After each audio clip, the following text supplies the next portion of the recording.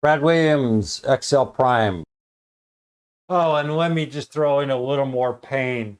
Try to find this smiley face in Excel. You can't do it. If you try to find any of these symbols or any of these characters within Excel, you can't find them. All right. What's the point here?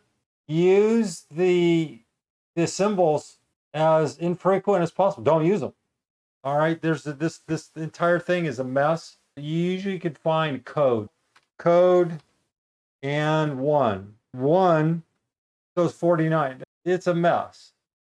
You try to go search, find, and search. Find. How about we highlight the smiley face? Copy. I don't know. Maybe this works. Maybe it doesn't. Find. Let's see.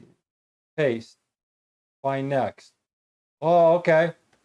I stand corrected. Look, let's see if I can find this, whatever this thing is.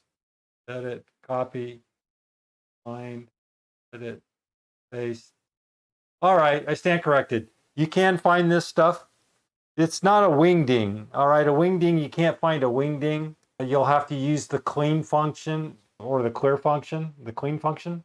But let me point out one other thing since we're doing this find and replace. If you have multiple cells highlighted, you try to do the find next, it's going to say they can't find it because you narrowed your search just to this range. So keep that in mind. If you're in a hurry and you're trying to find something and you mistakenly find after the fact that you're trying to find in a range, you limited your range.